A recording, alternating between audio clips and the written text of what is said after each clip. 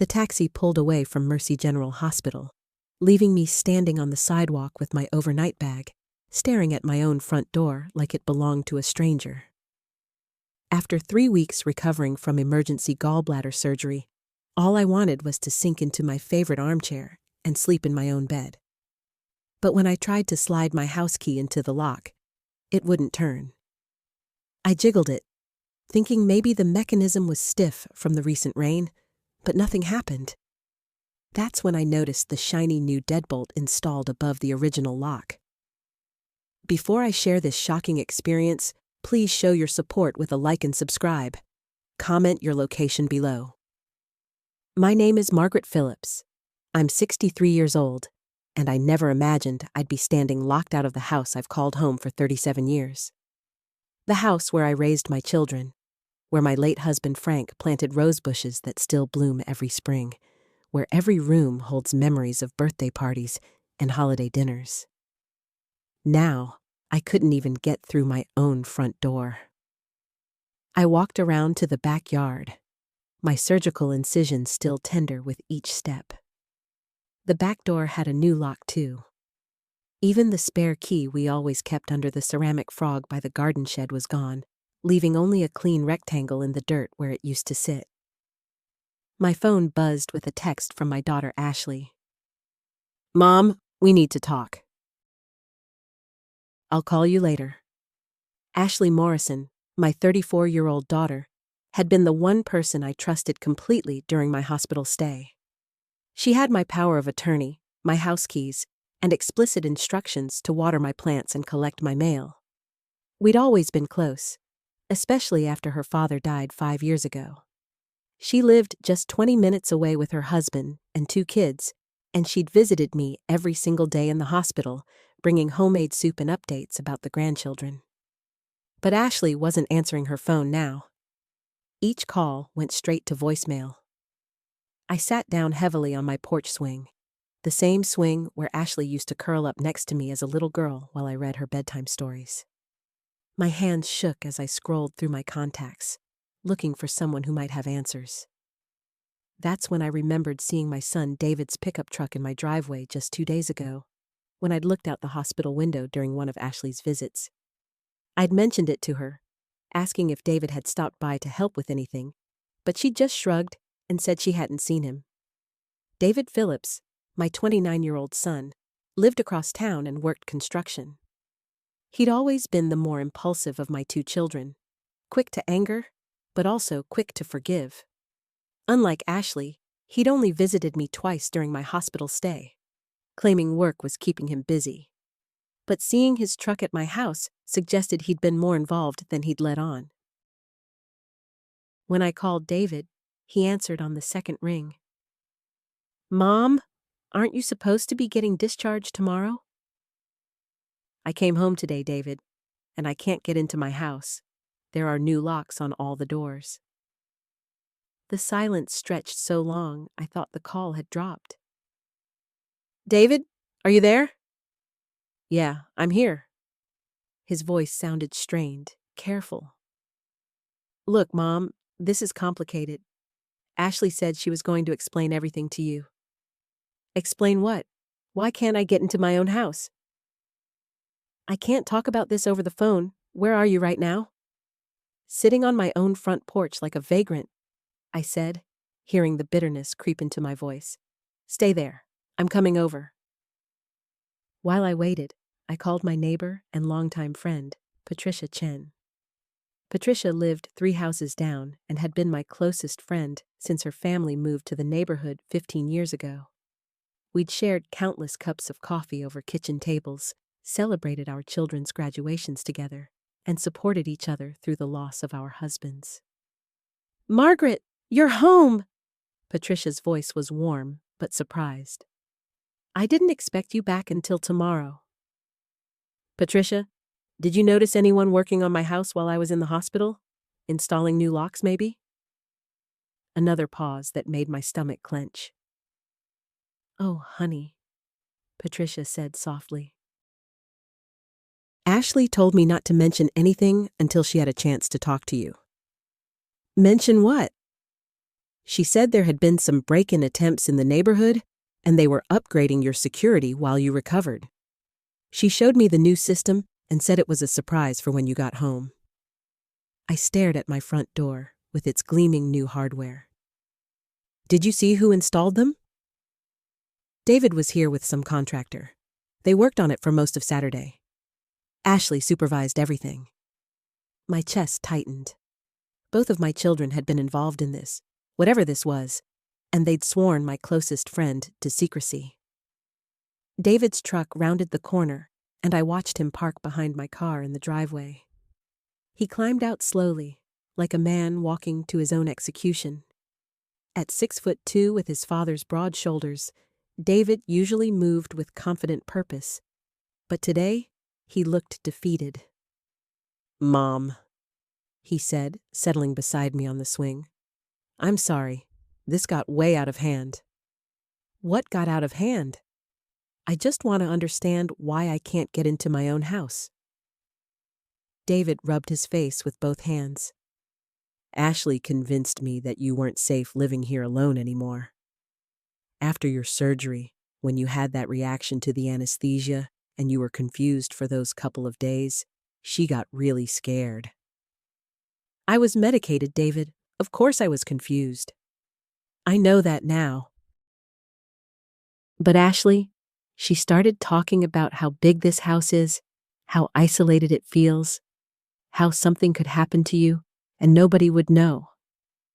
She said we needed to have a family meeting about your living situation before you came home. The pieces started clicking together in my mind. So you changed my locks to force that conversation. She changed the locks. I just helped install them. David looked miserable. She said it was temporary, just until we could all sit down and talk about maybe selling this place and finding you something smaller, safer. And you thought locking me out of my own home was the way to start that conversation? No! God, no! I told her this was crazy, but she kept saying you'd never listen otherwise, that you'd just shut down the discussion like you always do when we bring up the house being too big for you. I felt a chill that had nothing to do with the evening air. How long has Ashley been planning this? David met my eyes reluctantly. She's been talking about it for months, Mom. Even before your surgery. She's been researching senior communities, looking at real estate prices, talking to financial advisors about your situation. My financial situation is fine. That's not what she thinks. The trap I'd missed finally sprang shut. The words hung in the air between us like smoke. What do you mean, that's not what she thinks? David shifted uncomfortably on the porch swing, making it creak. Ashley's been going through your mail, Mom, when she had your key to water the plants before your surgery. My blood turned cold. She's been going through my mail? She said she was just making sure nothing important piled up, but then she started asking questions about your retirement accounts, your mortgage payments, stuff like that. David's voice dropped to barely above a whisper. She thinks you're house poor, that you're struggling financially and too proud to tell us. I am not struggling financially. The words came out sharper than I intended. My house has been paid off for 3 years, and my retirement savings are exactly where they should be. I tried to tell her that, but she showed me some papers. What papers? David looked like he wanted to disappear into the porch boards. Your credit card statements. She said you've been charging groceries and utilities, and she took that as a sign that you don't have enough cash flow. I stared at him in disbelief. I charge everything to get rewards points, then pay it off every month. That's not financial distress, David. That's financial sense. That's what I thought, but Ashley, she gets these ideas in her head, and then she finds evidence to support them. He rubbed his temples. She's convinced that you're going to lose the house or fall behind on something important, and then it'll be our responsibility to bail you out. The full picture was starting to emerge, and it was uglier than I'd imagined. So she decided to take control before that happened. She said it was preventative, that if we could get you into a nice senior community now, while you're healthy and can make the transition on your own terms, it would be better than waiting for a crisis. By manufacturing a crisis. I know how it sounds, Mom. I know. David turned to face me fully. But you have to understand. Ashley's been terrified ever since Dad died. She keeps saying she can't lose you too, and big houses and living alone and all of that just feeds into her anxiety. I felt a familiar ache in my chest at the mention of Richard. Your father's been gone for 4 years, David. I've been managing just fine. You have been. We both know that. But Ashley sees danger everywhere now. He paused, choosing his words carefully. Remember when you had that small kitchen fire last year? Just a dish towel that caught on the burner? It was nothing. I handled it. Right. But Ashley convinced herself that if you'd been alone and confused, or if it had happened at night, the whole house could have burned down with you in it. David's voice grew frustrated. I keep telling her that dish towels catch fire in apartments and condos too, but she doesn't want to hear logic. The front door opened, and Ashley stepped onto the porch. She'd changed into jeans and a sweater, and she moved with the determined stride I recognized from her childhood when she was about to make her case for a later bedtime or a bigger allowance. I thought I heard voices out here. She settled into the wicker chair across from the swing, positioning herself like she was chairing a board meeting. David, did you explain the situation to her? Ashley, this is ridiculous, David said. We need to just give Mom the new keys and figure out a better way to… No! Ashley's voice was firm. We're not kicking this can down the road anymore. Mom, I love you, but you're not seeing the big picture here. I studied my daughter's face, searching for the little girl who used to crawl into my lap during thunderstorms. What big picture, Ashley? You're 67 years old, living alone in a 4-bedroom house with stairs, a basement, a big yard to maintain, and the nearest neighbor is what, 200 feet away? Ashley leaned forward. What happens when you fall down those stairs? What happens when you have another medical emergency and there's no one around to help? What happens is, I handle it, just like I've been handling everything else. Like you handled your medication confusion after surgery? Ashley's voice rose slightly. David and I got 3 phone calls from you that made no sense at all. You thought Dad was still alive? You asked me to pick up groceries for a dinner party you were planning for people who've been dead for years. The words stung because they were true. Those 2 days after my surgery were a blur of medicated confusion that I barely remembered. That was the anesthesia reaction, Ashley. The doctors explained that. This time, it was anesthesia. Next time it might be a stroke, or a medication interaction, or just normal aging. Ashley's eyes were bright with unshed tears. I can't sleep at night thinking about you alone in this house. David shifted beside me. Ashley, you can't lock Mom out of her own house because you're having anxiety. This isn't about my anxiety. Ashley's voice cracked. This is about reality. This is about Mom being safe and us being responsible children. I looked back and forth between my 2 children, seeing their father in both of their faces, and suddenly, the weight of the whole situation settled on me like a heavy blanket. So, what exactly are you proposing? I asked quietly. Ashley brightened, pulling a folder from beside her chair that I hadn't noticed before. I've been researching some beautiful senior communities, places with activities and medical staff on site, but where you'd have your own apartment and independence. She opened the folder and spread out glossy brochures like a travel agent. Look at this one. Sunset Manor has a crafts room, a library, group trips to the theater. And Riverside Gardens has an indoor pool and chef-prepared meals. I stared at the brochures, each one showing smiling elderly people engaged in various activities. They all looked happy and well cared for, and I hated every single image. These look like very nice places, Ashley, for people who want to live in them. But you haven't even considered it. You just automatically say no whenever we bring up the idea of downsizing. Because I don't want to downsize. I want to live in my own home.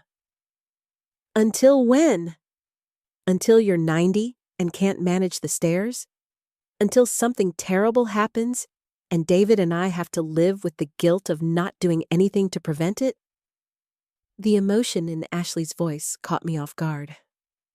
This wasn't just about control or financial anxiety. This was about fear, deep and genuine fear that she'd been carrying around for months. But before I could respond, Margaret's car pulled into the driveway, and what she told us next revealed a piece of information that changed everything I thought I knew about my daughter's motivations. Margaret walked up the front path with a determined stride that I recognized from 40 years of friendship. She was carrying a manila envelope and had the expression she wore when she'd uncovered gossip that was too important to keep to herself. "Well, this is cozy," she said, taking in our little porch gathering. "Don't you all look serious?" "Margaret, thank God you're here," I said. "Maybe you can talk some sense into my daughter about changing my locks." But Margaret wasn't looking at me. She was studying Ashley with the intensity of a detective who'd just connected the final dots of a case. "Actually, I think I might understand why Ashley did what she did." She sat down in the fourth porch chair and opened her envelope. "I stopped by the courthouse this morning to pay my property taxes, and I happened to run into Linda Morrison from the assessor's office. We got to talking, and she mentioned something interesting about this address." My stomach tightened. Margaret's courthouse visits never led to good news. "What kind of something?" David asked. Margaret pulled out a document. "It seems someone filed a petition last month requesting a competency evaluation for the homeowner at this address. The petition was withdrawn before any action was taken, but Linda remembered it because she knows our family." The world seemed to tilt sideways. I stared at Ashley, who had gone completely pale. "A competency evaluation?" David's voice was sharp. "Ashley, what is she talking about?" Ashley's hands were shaking. "I can explain. You filed papers questioning Mom's mental competency?" David stood up so quickly his chair rocked backward. "Are you out of your mind?" "I withdrew them," Ashley said quickly. "I never went through with it." "But you filed them in the first place?" I felt like I was seeing my daughter clearly for the first time in months.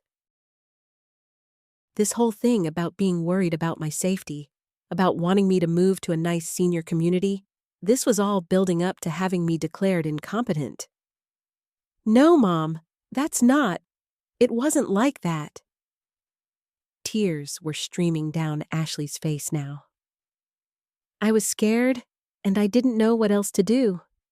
After that night when you were so confused after surgery, I started researching options, and one of the websites mentioned that sometimes adult children need to take legal steps to protect their parents."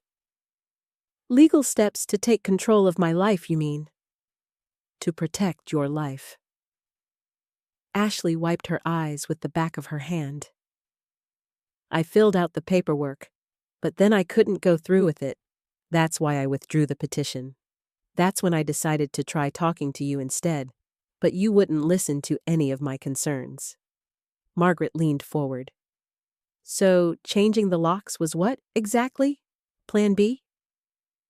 I thought if I could just get Mom to stay somewhere else for a few days, maybe she'd see that she could be comfortable in a different living situation. Maybe she'd realize that she doesn't have to struggle with maintaining this big house by herself. The manipulation in this plan was breathtaking. I had raised this child, taught her right from wrong, and somehow she had convinced herself that lying to me and locking me out of my home was an act of love. Ashley, do you understand what you've done here? I kept my voice level, but inside I was furious. You've made me feel crazy for months. Every time I forgot something small or felt tired, you'd give me that look like I was proving your point. You made me doubt my own judgment. I never meant to make you feel that way. But you did, and when your subtle campaign didn't work, you decided to take more drastic action. David was pacing the small porch. This is insane, Ashley. Mom had one bad reaction to anesthesia. One. That doesn't make her incompetent. It wasn't just the anesthesia reaction, Ashley said defensively. She's been forgetting things, getting confused about dates, sleeping more during the day. And this house is too much for her to manage alone. According to who? You? I stood up, surprising myself with the steadiness in my legs. I've been managing my life just fine for 73 years. I raised 2 children, buried a husband, worked for 30 years, and maintained this household. One episode of post-surgical confusion doesn't erase all of that. But what about next time? What about it? What about the next time you get sick, Ashley?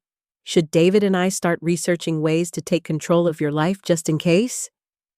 Ashley flinched as if I'd slapped her. That's not the same thing. It's exactly the same thing. You're treating me like I'm already gone, like the person I've always been has disappeared just because I'm getting older. Margaret cleared her throat. If I may interject here, I think there's something else we need to discuss. She pulled another paper from her envelope, and I realized that my friend's courthouse visit hadn't been nearly as casual as she'd made it sound. What else? David asked, though he looked like he wasn't sure he wanted to know. The competency petition wasn't the only document Ashley filed last month, Margaret said quietly. There was also an application to be appointed as power of attorney, effective immediately upon any determination of diminished capacity. The silence that followed was deafening. Even the birds seemed to stop singing. I looked at my daughter, really looked at her, and saw a stranger. Someone who had been methodically building a legal case to take control of my life while pretending to be concerned about my well-being. Ashley, I said slowly, what exactly were you planning to do once you had power of attorney? But before she could answer, Margaret held up one more document that made my blood run cold. There's also this, she said. A preliminary real estate market analysis for this property, requested by Ashley Morrison, dated 3 weeks ago. The real estate market analysis felt like a physical blow. I gripped the porch railing, my knuckles white against the weathered wood. Everything I thought I knew about my daughter crumbled in that moment. A market analysis? David's voice was barely controlled. Ashley, what the hell were you planning? Ashley's face had gone pale, but her chin lifted in that stubborn way I remembered from her teenage years. I was just being practical. If Mom needed to move somewhere with better care, we'd need to know what the house was worth. Without telling me? The words came out as a whisper, but they carried the weight of every betrayal I'd ever felt. You were planning to sell my home without even discussing it with me? I wasn't planning anything definite, Ashley said, but her voice lacked conviction. I was just gathering information. Margaret handed me the document, and I scanned the numbers with growing horror. The analysis wasn't just a casual inquiry. It was thorough, professional, complete with comparable sales and recommended listing strategies. At the bottom, in Ashley's neat handwriting, was a note. Expedited sale preferred, early 2024. Expedited sale, I read aloud. That sounds pretty definite to me. The silence stretched between us like a chasm. I could hear my own heartbeat, could feel the morning sun growing warmer on my shoulders, could smell the roses I'd planted along the porch 20 years ago. Everything felt both hyper-real and completely surreal. "I raised you in this house," I said finally, looking directly at Ashley. "You took your first steps in that living room. David carved his initials in the oak tree in the backyard. Your father built that swing set with his own hands. This isn't just a piece of real estate to be liquidated for my own good." "Mom, I know this looks bad," Ashley started, but I held up my hand. "It doesn't look bad, Ashley. It is bad. You've been systematically planning to take control of my life, my decisions, my home, all while pretending to be the concerned daughter, just looking out for me." David was staring at his sister like he'd never seen her before. "How long have you been working on this? The competency petition, the power of attorney, the market analysis? This didn't happen overnight." Ashley wrapped her arms around herself. "A few months, maybe longer. I've been worried about Mom for a while, but after Dad died, she seemed so what?"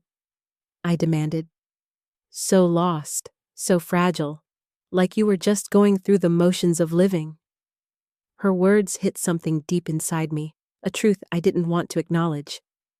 After Robert died, I had been lost. I had been going through the motions. But that was grief, not incompetence. Grief isn't a mental illness, Ashley. It's not grounds for having my life taken away from me. I wasn't trying to take your life away. I was trying to protect you.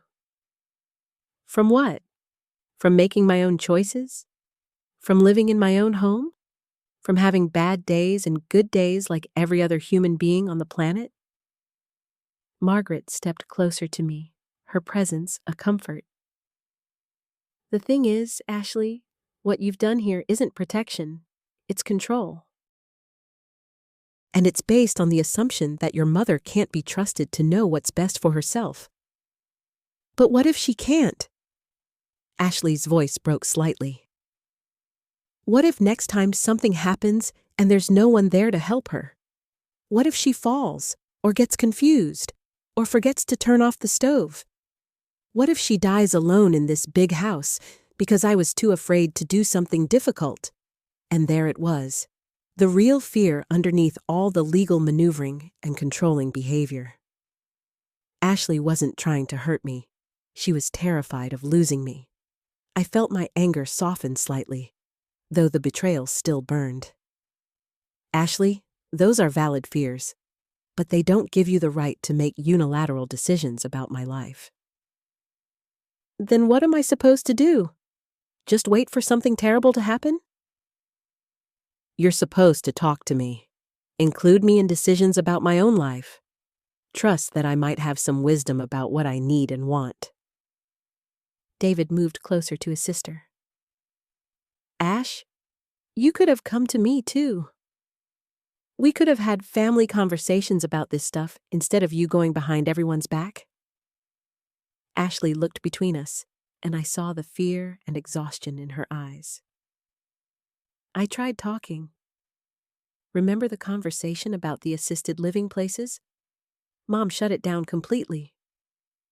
Because you presented it as a done deal, not as something to consider," I said. "There's a difference between, 'I think we should explore some options,' and 'I found this nice place you'd like.'" Margaret cleared her throat. "There's something else we need to address here. Ashley, changing those locks wasn't just wrong, it was illegal. Your mother could press charges." Ashley's face went white. "Charges?" "Criminal trespass, unlawful exclusion from domicile, possibly elder abuse depending on how the prosecutor wanted to handle it." I watched my daughter process this information, saw the moment she realized how far she'd crossed the line. But before anyone could say anything else, David's phone began ringing from inside the house. "That's my phone," he said, looking confused. "How is it ringing in there if the locks were changed?" Ashley's expression shifted to something that looked almost like panic. I gave you a key, remember?" "No," David said slowly. "You didn't give me a key. I've been standing out here with you and Mom this whole time. Margaret and I exchanged glances. Ashley, I said carefully, who else has access to my house? But before she could answer, we all heard the unmistakable sound of the front door opening from inside. The sound of footsteps echoed from inside my house, and we all froze on the front porch. David looked between Ashley and me, his confusion evident. Ashley, Margaret said, her lawyer voice sharp now. Who else has a key to your mother's house? Ashley's hands were shaking slightly as she fumbled in her purse. It's not what you think. Then what is it? I asked, though part of me was starting to understand. The pieces were clicking together in a way that made my stomach drop. The footsteps inside grew closer, and then I heard something that made everything clear. The distinctive sound of someone using the bathroom upstairs, my bathroom, in my house. Ashley Marie? I said, using her full name the way I had when she was a child caught in a lie. Is someone living in my house? She couldn't meet my eyes. It's temporary. Who? David demanded. Ashley's voice was barely a whisper. Jake. Margaret stepped forward. Who is Jake? My boyfriend, Ashley said miserably. Ex-boyfriend, sort of. David ran his hands through his hair. Oh my God, Ashley. You didn't just lock Mom out of her house? You moved your boyfriend into it? It's not like that, Ashley protested, but her voice lacked conviction. He lost his apartment, and I thought if someone was staying here, keeping an eye on things, it would be safer for Mom when she came home. I felt like the ground was shifting beneath my feet. You gave your boyfriend permission to live in my house without asking me? He's not just some random guy, Mom. We've been together for 8 months, and he's really responsible. He's been taking care of the place, making sure everything's okay. Margaret was taking notes now, her expression grim. This changes everything legally. We're not just talking about changing locks anymore. The bathroom door upstairs opened, and we could hear someone moving around on the second floor. In my bedroom, most likely. The thought of a stranger going through my personal space, sleeping in my bed, using my things, made me feel physically ill. I need to sit down, I said. David immediately guided me to the porch swing. This is insane, Ashley. Even for you, this is completely over the line. You don't understand the pressure I've been under, Ashley shot back. Mom's in the hospital. I'm trying to handle everything. Jake's situation came up, and I thought I could solve multiple problems at once. By using Mom's house as a halfway house for your boyfriend? David's voice was rising. Keep your voice down, Ashley hissed, glancing toward the house. Oh, we're worried about disturbing the guy who's illegally squatting in our mother's house now? Margaret looked up from her notes. How long has he been staying there? Ashley shifted uncomfortably. Since the day after I changed the locks. So, for 5 days, while your mother was in the hospital recovering from pneumonia, you had your boyfriend move into her house? Margaret summarized. It sounds worse when you put it like that. It sounds exactly like what it is, I said quietly. The betrayal felt even deeper now. Ashley, I trusted you with my house keys for emergencies. I trusted you to check on things while I was gone. Instead, you changed my locks and moved in your boyfriend. He's not just my boyfriend, he's... Ashley trailed off. He's what? David asked. Ashley's face crumpled slightly. He's going through a really hard time. He lost his job, then his apartment. He didn't have anywhere else to go. That's not Mom's problem, David said flatly. But what if it could be part of the solution? Jake's really handy. He could help around the house. He could be here if something happened to Mom. It could work out for everyone. I stared at my daughter, wondering how someone I'd raised could be so completely tone deaf to what she was suggesting. Ashley, you want me to let your unemployed boyfriend live in my house as some kind of live-in handyman? When you put it like that, it sounds ridiculous, inappropriate, like you're trying to solve your boyfriend's problems by volunteering your mother's house? Margaret cleared her throat. We need to address the immediate situation. There's someone in the house who has no legal right to be there. Just then, we heard footsteps coming down the stairs inside. Heavy footsteps, male footsteps, moving through my living room toward my kitchen. Ashley stood up abruptly. Maybe I should go talk to him first. Explain what's happening. No, I said, surprising myself with the firmness in my voice. We're all going to talk to Jake together, in my house, that I'm about to enter for the first time since you locked me out of it. David looked at me with something like pride. Are you sure you're up for this, Mom? I thought about it for a moment. Was I up for confronting a stranger in my own home? Was I up for seeing what changes had been made to my private space? Was I up for having the conversation that needed to happen? No, I said honestly, but I'm going to do it anyway. Margaret gathered her papers. Before we go in there, I need to know. Ashley, does Jake know that your mother didn't consent to this arrangement? Ashley's silence was answer enough. So he thinks he has permission to be here? I may have let him assume that Mom was okay with it. David closed his eyes. Ashley. I was going to explain everything once Mom got settled and saw how helpful the arrangement could be. I stood up, my legs still shaky, but my resolve growing stronger. Well, I'm settled now, and it's time for Jake to understand exactly what this arrangement actually is. Margaret reached for the doorbell, then stopped. Actually, whose house is this?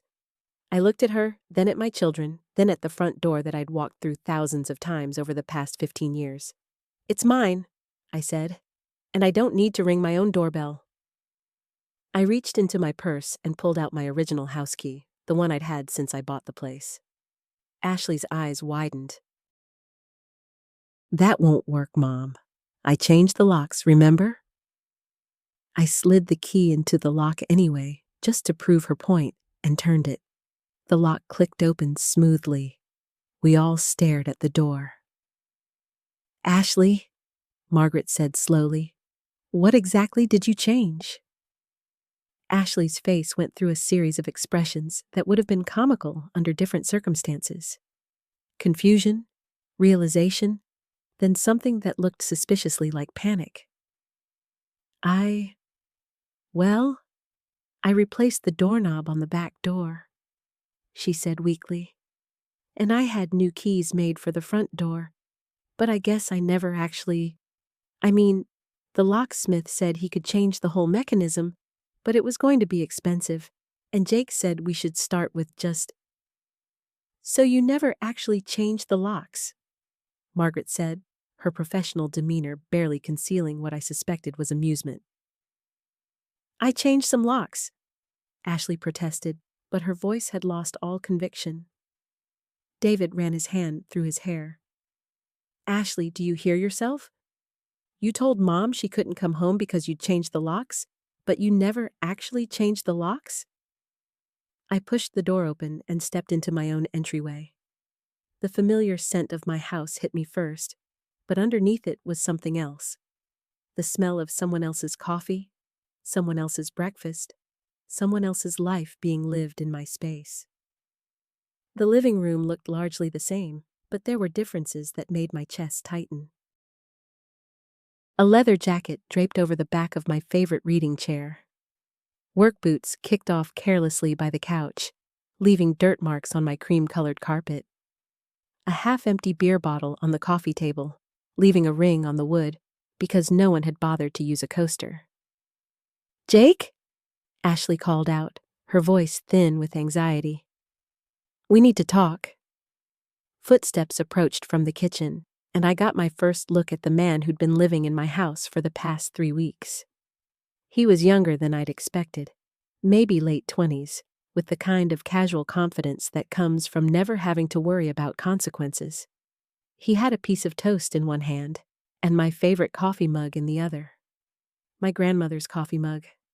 The one with the tiny chip on the handle that I'd been babying along for 20 years because it was irreplaceable. "Hey babe, I was just..."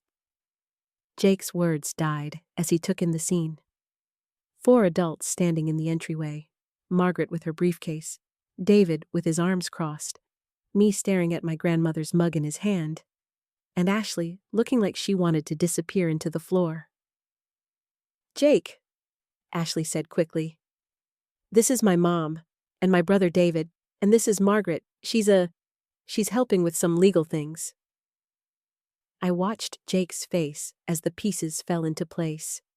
His eyes flicked from Ashley to me, taking in my age, my hospital bracelet that I'd forgotten to remove, the way I was standing in the doorway like I belonged there. "Oh," he said slowly. "Oh shit." "Language," I said automatically, then felt ridiculous.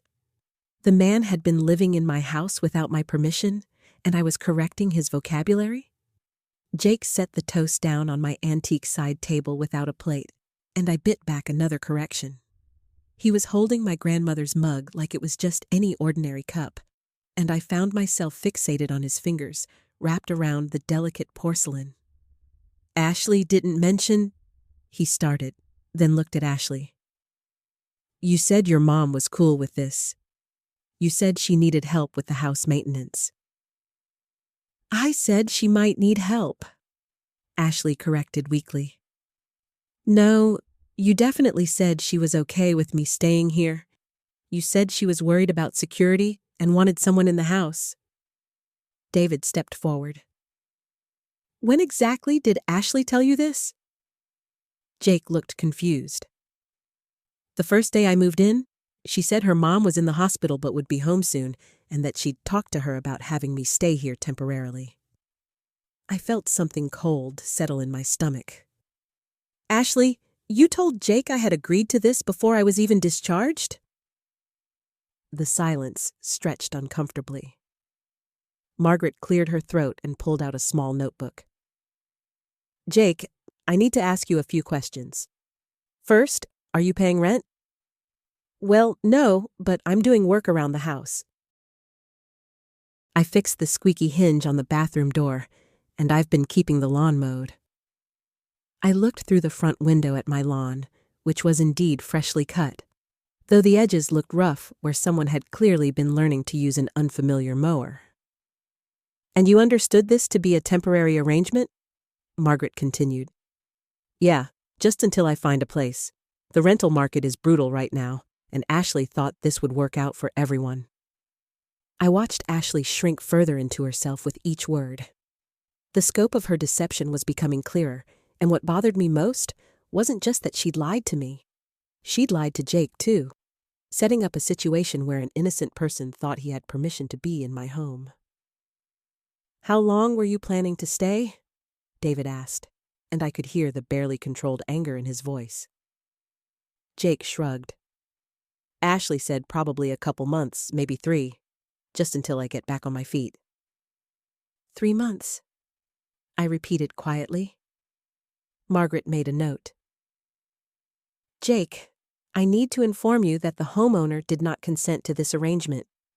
Ashley did not have the authority to offer you housing in this property." The color drained from Jake's face. "But she said..." "Ashley, you said your mom knew. You said she was okay with it." All eyes turned to Ashley, who was now sitting on the arm of my couch, looking smaller than I'd seen her since she was 12 years old. "I thought..." she began, then stopped. "I hoped that by the time Mom came home, she'd see how helpful it was, and she'd want Jake to stay." "So you lied," David said flatly. "I optimistically projected. Ashley shot back, finding a spark of her usual defiance. You lied to me, and you lied to Jake, and you left Mom feeling like she couldn't come home to her own house. I walked over to Jake and held out my hand. He looked at it blankly. My mug? I said gently. His eyes widened as he looked down at the cup in his hands. Oh God, this is special, isn't it? The way you're looking at it. It was my grandmother's. Jake practically threw the mug at me in his haste to hand it over. I caught it carefully, running my thumb over the familiar chip. I'm so sorry, Jake said, and I could see that he meant it. I had no idea. Ashley, you said your mom was cool with everything. You said she wanted help around the house.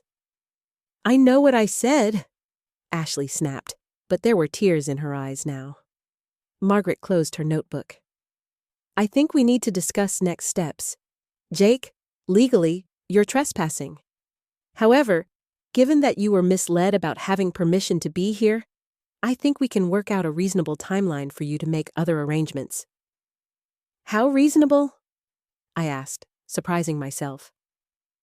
20 minutes ago, I'd wanted this stranger out of my house immediately, but seeing his genuine shock and remorse, seeing how Ashley had manipulated the situation, I felt more angry at my daughter than at Jake.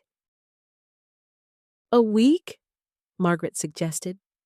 That gives Jake time to find alternative housing without putting him out on the street tonight. Jake nodded eagerly. I can do a week. I'll start calling places today. And ma'am. He looked at me. I'm really sorry about this. I never would have agreed if I'd known Ashley hadn't asked you first. I studied his face, looking for signs of deception, but all I saw was a young man who'd been caught up in my daughter's schemes. What I don't understand, I said slowly, is how you plan to keep this from me indefinitely, Ashley. Did you think I'd never come home? Ashley wiped her eyes with the back of her hand. I thought once you saw how nice it was to have someone helping with the house, someone who could do repairs and keep things maintained, you'd want him to stay. So your plan was to present me with a fait accompli and hope I'd go along with it? It worked when I was 16 and adopted that stray cat, Ashley said weakly. David stared at his sister. Ashley, this is a person, not a cat. I know that, she said defensively. Jake needed a place to stay, and Mom's house is so big, and she was in the hospital anyway. And it never occurred to you to ask me first? Ashley was quiet for a long moment. When she finally spoke, her voice was small. I was afraid you'd say no. The honesty of it hit me harder than her defiance had. I sank into my reading chair, still holding my grandmother's mug, and looked around my living room. At Jake, standing awkwardly by the kitchen doorway. At Ashley, crying on my couch. At David, furious and protective. At Margaret, waiting patiently for the family drama to resolve itself. You were afraid I'd say no, I repeated. So instead, you decided to take away my choice entirely. Mom, do you understand that I've been sleeping in David's guest room for 3 days because I was afraid to come to my own house? Do you understand that I thought my own daughter hated me so much she'd lock me out of my home when I was sick and vulnerable? Ashley's crying intensified, but I wasn't finished. Do you understand that Jake has been living here under false pretenses, probably feeling grateful to you for arranging something that was never yours to arrange? Jake shifted uncomfortably. If it helps, I really was grateful, and I've been taking good care of the place. I looked at him, this stranger in my living room, and realized that the situation had become too complicated for simple solutions. Ashley had created a mess that involved all of us, and untangling it was going to require more than just asking Jake to leave. Jake, I said finally, You can stay for 1 week, but I need you to understand that this is my home, and I make the rules here. Yes, ma'am. Absolutely. And Ashley, I turned to my daughter. You and I are going to have a very long conversation about boundaries, honesty, and respect. Margaret stood up. I think that's a reasonable resolution for now. Jake, I'll need you to sign something acknowledging that you understand this is a temporary arrangement.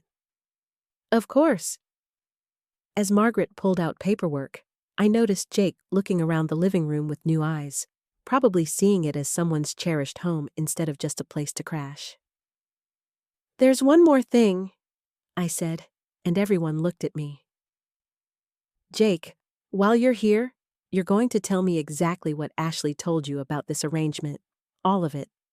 Because I have a feeling we've only scratched the surface of this deception. Jake and Ashley exchanged a look that confirmed my suspicion. What else? David demanded. Jake cleared his throat nervously. Well, there's the matter of the keys I had made. Keys, plural? I set down my grandmother's mug with more force than necessary. How many keys did you make, Jake?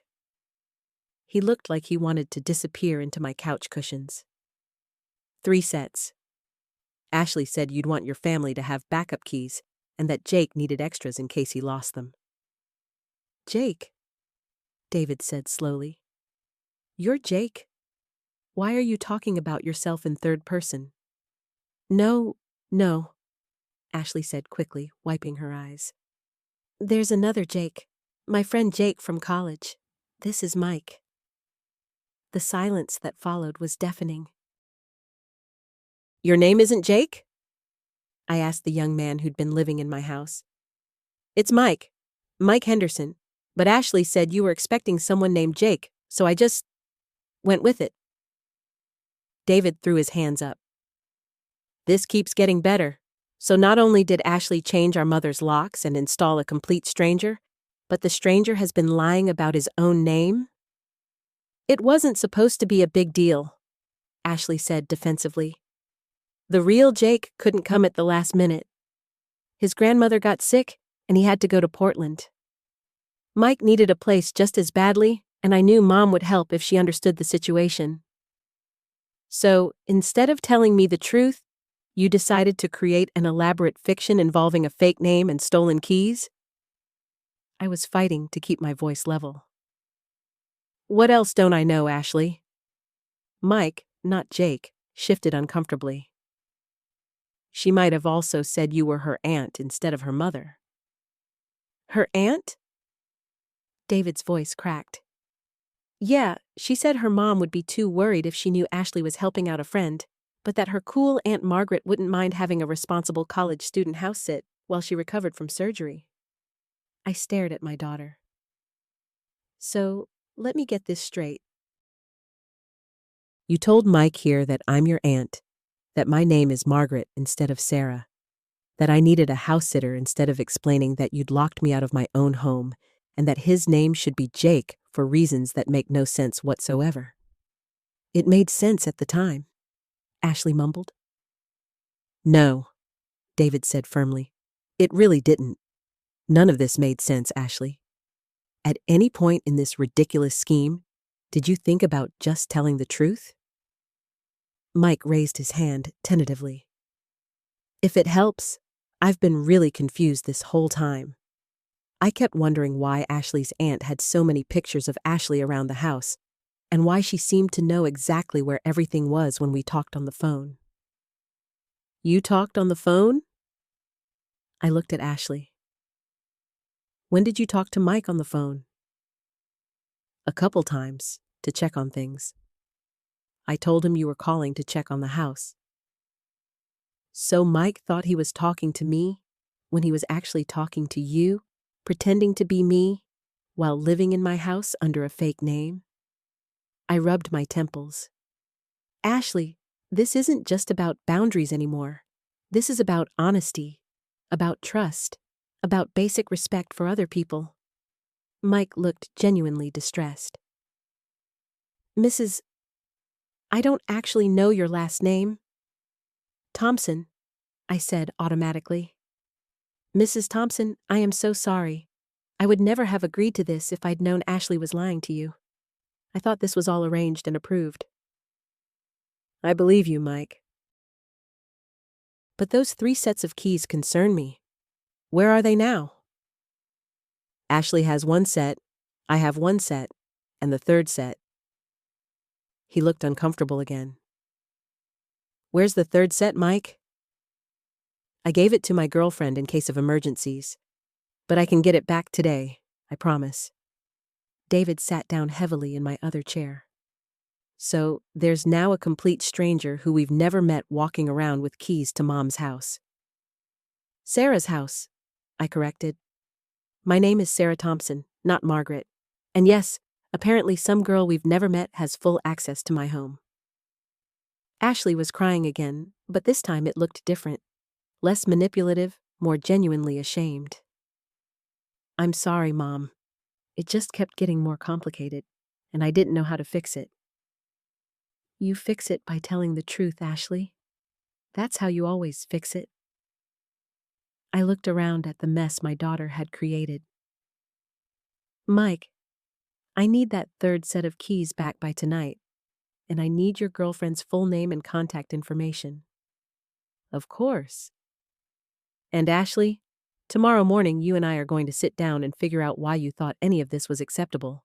Because somewhere along the way, I clearly failed to teach you some very basic lessons about honesty and respect. You didn't fail, Mom, Ashley said quietly. I was scared. Scared of what? Scared I'd say no to helping someone who needed it? Scared I'd be reasonable and kind, like I've tried to be your whole life? Ashley nodded miserably. David leaned forward. Ashley, when has Mom ever been unreasonable about helping people? Remember when you brought home that stray cat in high school?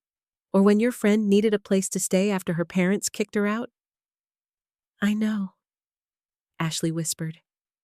I know she would have said yes. That's not why I was really scared. The room went quiet. Mike looked like he wanted to dissolve into the furniture. Then what were you really scared of? I asked gently. Ashley looked up at me, and for a moment she looked like the little girl who used to crawl into my bed during thunderstorms. I was scared that if I asked you for help, you'd realize how much I've been struggling. And then you'd worry about me all the time, and you'd try to fix everything, and I'd never figure out how to be an adult. The honesty of it took my breath away. This wasn't about Mike or keys or house sitting at all. So, instead, I said slowly, you decided to handle everything yourself, regardless of who got hurt in the process. I thought I could manage it. I thought it would all work out. Mike cleared his throat. I'm really sorry to interrupt, but there's something else you should probably know about those keys. We all turned to look at him, and I realized that this conversation was far from over. I felt my stomach drop. The exhaustion from the hospital stay, the emotional whiplash of the last few hours, and now whatever new revelation Mike was about to share, made me grip the arms of my chair. What about the keys? I asked, though part of me didn't want to know. Mike shifted uncomfortably, glancing between Ashley and me. Well, the thing is, Jenna lost them. The keys to your house. She lost them about a week ago. The silence that followed was deafening. David's coffee mug stopped halfway to his lips. Ashley's face went completely white. She lost them, I repeated slowly. So, not only is there a stranger I've never met who had keys to my house, but now those keys are somewhere out there, and we have no idea where. She thinks they might have fallen out of her purse at the mall, or maybe at her job, but she's not sure. Mike continued, his voice getting smaller with each word. She's been looking for them, but she didn't think to mention this to anyone. David finished, setting his mug down with more force than necessary. So for a week, there have been keys to Mom's house just floating around out there? Ashley buried her face in her hands. Oh God, Mike, why didn't you tell me? Because you were already stressed about your mom coming home, and I thought maybe Jenna would find them, and it wouldn't be a big deal. I stared at him, wondering how someone could be so well-meaning and so completely clueless at the same time. Mike, honey, when keys to someone else's house go missing, that's always a big deal. That's a change, all the locks immediately kind of big deal. The weight of the situation was settling over me like a heavy blanket. Not only had my daughter given my keys to a stranger, but those keys were now lost somewhere in the city. Anyone could have picked them up. My address was probably on some keychain or in some wallet that might have been with them. Mom, I'm so sorry, Ashley said, her voice muffled by her hands. I had no idea. Mike, you should have told me the second she lost them. I know. I messed up. We both did. Mike looked miserable. What do we do now? David leaned back in his chair, running his hands through his hair. Well, first thing tomorrow, we're getting a locksmith out here to change every single lock. Front door, back door, garage, everything. That's going to cost a fortune, Ashley said quietly. Yes, it is, I agreed. And you're going to pay for it, Ashley. Every penny. She nodded without argument, which told me she understood the gravity of what had happened. I looked around my living room, this space that had always been my sanctuary, and felt violated in a way I hadn't expected. It wasn't just that keys were missing. It was that my sense of safety and security had been compromised by the very people I trusted most. I need some air, I said, starting to get up. Mom, wait, Ashley said quickly. There's something else. I froze halfway out of my chair. What else could there possibly be? Ashley's eyes darted to Mike, who looked like he wanted to disappear entirely. The look that passed between them made my blood run cold. Ashley, David said in a warning tone. What else? The thing is, Ashley began, her voice barely above a whisper. Jenna didn't just lose the keys last week. She lost them the day after you went into the hospital. So they've been missing for almost 3 weeks. The room started spinning slightly, and I had to sit back down hard. 3 weeks. For 3 weeks, while I was lying in a hospital bed thinking my home was safe and secure, keys to my house had been missing, and no one had thought to tell me. 3 weeks, I repeated numbly. Mike jumped in quickly. But nothing's happened. I mean, no one's broken in or anything. We would have noticed. You would have noticed? David's voice was dangerously quiet. Mike, you don't even live here. How would you have noticed anything? I've been checking on the house, Mike said defensively. Every few days.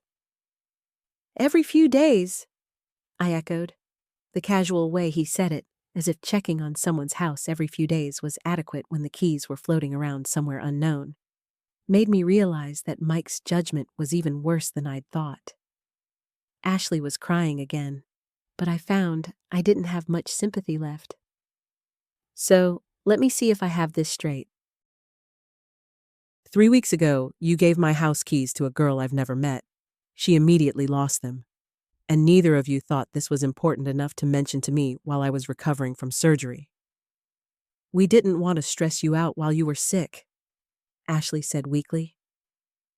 So, instead, you decided to let me come home to a house that might have been compromised for weeks, without warning me, without changing the locks, without taking any precautions whatsoever.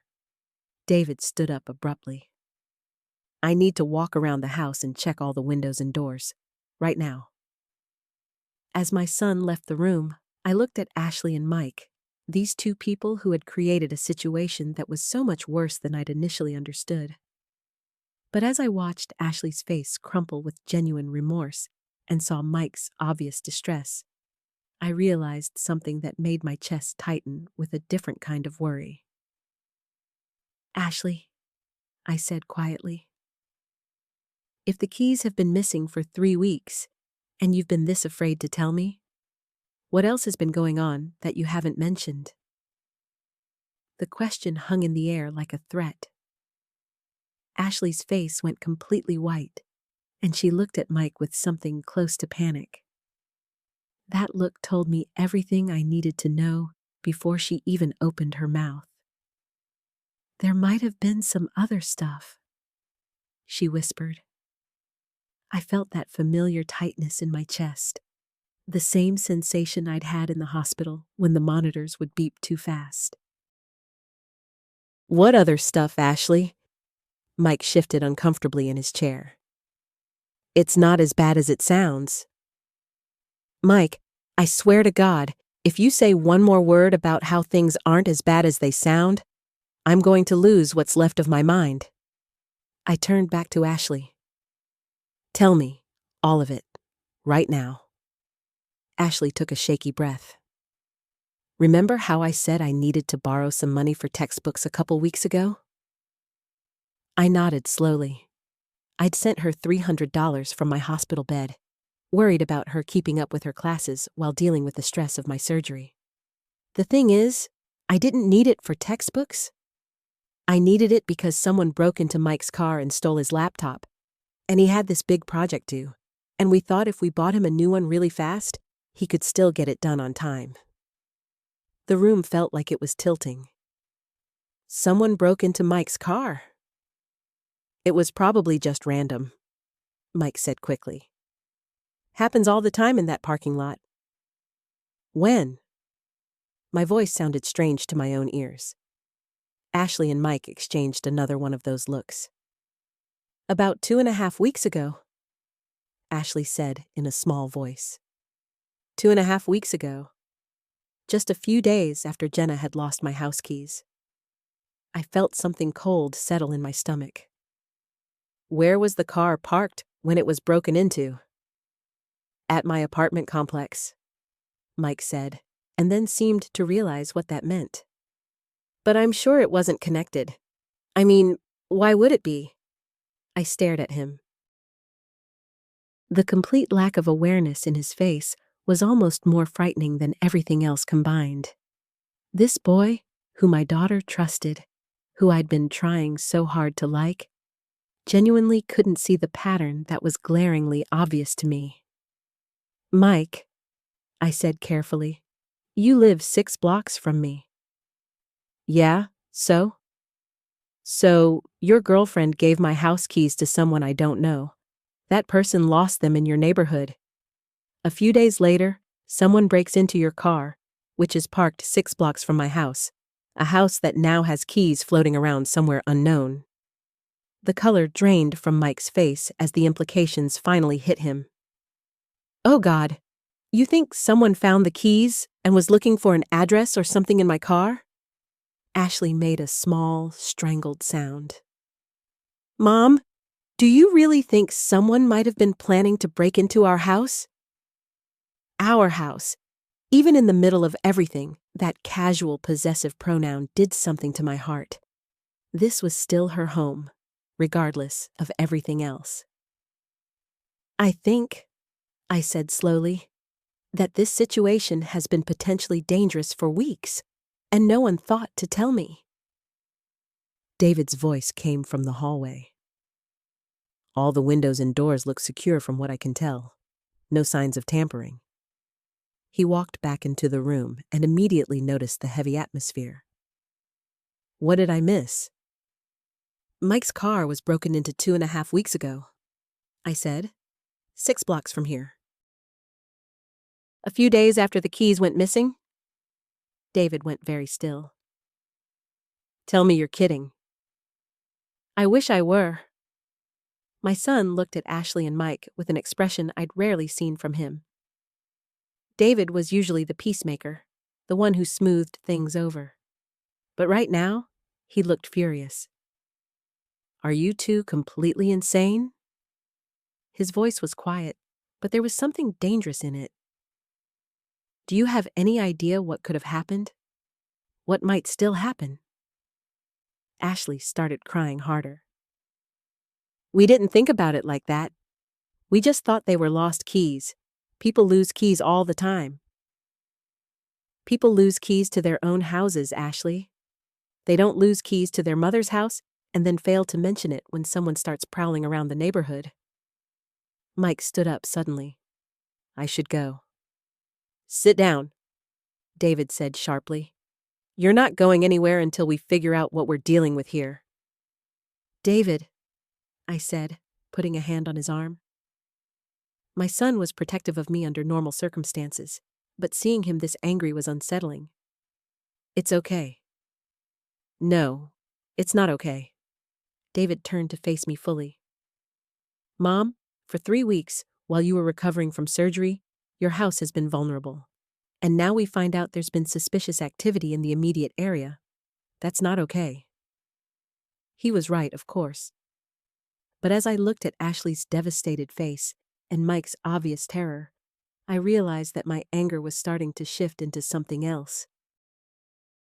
Not forgiveness, exactly, but a recognition that these two kids had made a series of increasingly bad decisions born out of panic and poor judgment, not malice. The question now, I said, is what we do about it. Ashley looked up at me with red, swollen eyes. What do you mean? I mean, do we call the police? Do we assume someone has my keys and knows where I live? Do we change all the locks tonight? Do we assume the worst or hope for the best? The four of us sat in silence for a moment, the weight of the decision settling over us. Then David's phone buzzed with a text message. He glanced at it, and his face went completely white. What is it? I asked. David looked up at us, and I could see real fear in his eyes. It's from my neighbor across the street. She says there's been a man sitting in a car outside your house on and off for the past few days, and she wanted to know if I knew who it was. The text message hit all of us like a physical blow. I watched the color drain from Ashley's face as the full weight of what she'd done finally seemed to sink in. Mom, we need to call the police right now, David said, his voice tight with controlled panic. But something in me resisted that immediate impulse. Maybe it was years of being a mother, of learning to think through problems methodically even when my heart was racing. Or maybe it was the recognition that we were already deep in crisis mode and needed to be smart about our next moves. Wait, I said, holding up a hand. Let's think this through for a minute. David, ask your neighbor for more details. When did she first notice this? What kind of car? Can she see it now? David's fingers flew over his phone. The rest of us sat in tense silence, listening to the ordinary sounds of the evening outside, sounds that now felt ominous. A car door slamming, footsteps on pavement, the distant hum of traffic. I found myself studying Ashley's face, watching as she processed the reality of what her poor decisions had potentially set in motion. There was something almost transformative happening in her expression, a shift from the defensive, self-focused panic of earlier to genuine horror at the broader implications. She says it's a dark sedan, David reported, reading from his phone. She first noticed it 3 days ago, but thought maybe it was someone visiting another neighbor. But then she saw it again yesterday and today. Always the same spot, always with someone sitting inside. Mike had gone completely silent, his hands clasped so tightly in his lap that his knuckles were white. When he finally spoke, his voice was barely above a whisper. This is my fault, if I hadn't left my car unlocked. The car being broken into isn't your fault, I said, surprising myself with how calm I sounded. But not telling anyone about the missing keys was a choice, and that choice has consequences. Ashley looked up at me with something like gratitude for my directness.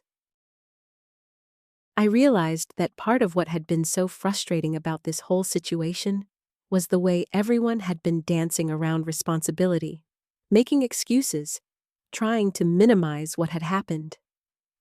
Sometimes you had to name things clearly before you could deal with them. "So what do we do now?" she asked. I looked around at the three of them, these people I cared about who had managed to create such a complicated mess. David, reliable and protective, but sometimes too quick to take charge. Ashley, impulsive and defensive, but ultimately loving. Mike, eager to please but prone to poor judgment under pressure. "We handle it," I said. "Together. David, text your neighbor back and ask if she can see the car right now. If she can, ask her to stay away from her windows and not to approach it. Ashley, you're going to call the police and explain exactly what happened. All of it. What if they arrest Mike for not reporting the theft? Then that's a consequence he'll have to face. But keeping secrets at this point could put people in actual danger." Mike nodded miserably. "She's right. I should have reported it immediately." David looked up from his phone. "The car isn't there right now, but she took a photo yesterday." He showed us the screen. It was a grainy image of a dark car parked under a streetlight, too far away to make out details about the person inside. I felt a chill run down my spine, looking at that photo. Someone had been watching my house. Someone potentially had my keys, knew where I lived, had probably figured out I wasn't home. "Okay," I said, standing up. "Ashley, make that call. David, I want you to drive by the house, but don't stop, don't get out. Just see if anything looks disturbed. Mike, you're going to write down everything you remember about when and where your car was broken into." For the first time all evening, everyone moved with purpose instead of panic. As Ashley dialed the police, I found myself thinking about how strange it was that this crisis, frightening as it was, had somehow cut through all the hurt feelings and miscommunication of the past 3 weeks. Maybe that's what real family was about. Not the absence of problems or mistakes, but the willingness to face the consequences together when things went wrong. The police dispatcher was asking Ashley questions I could hear from across the room. Time, location, description of missing items. Ashley answered clearly, no longer trying to minimize or excuse what had happened. My phone buzzed with a text from David. "House looks normal from outside, heading back." When Ashley hung up, she looked at me with an expression I hadn't seen from her in years. Not the defensive teenager or the overwhelmed young adult, but someone who was finally ready to take full responsibility for her choices. "They're sending an officer to take a report," she said. "And they're going to increase patrols around your house tonight." I nodded, feeling some of the tension in my chest ease slightly. We had a plan now. We were dealing with the problem instead of hiding from it. "Mom," Ashley said quietly, "I'm really sorry. Not just about the keys, but about all of it. About changing the locks, about not trusting you, about making everything so much worse than it needed to be." I looked at my daughter, really looked at her, and saw something I'd been missing in all the drama of the past few weeks. She wasn't trying to hurt me or control me. She was scared. Scared of losing me. Scared of not being enough. Scared of all the ways life could go wrong. "I know you are," I said, "and we're going to figure out how to do better. All of us." When the police officer arrived an hour later, we told the story together. No more secrets, no more trying to manage each other's reactions. Just the truth, complicated and messy as it was. It would be several more hours before we knew if the person watching my house had been working alone or with others, whether they'd already tried to get inside, whether my home was still secure. But sitting there in David's living room, watching my family finally work together, instead of against each other. I felt something I hadn't experienced in weeks. I felt like we were going to be okay.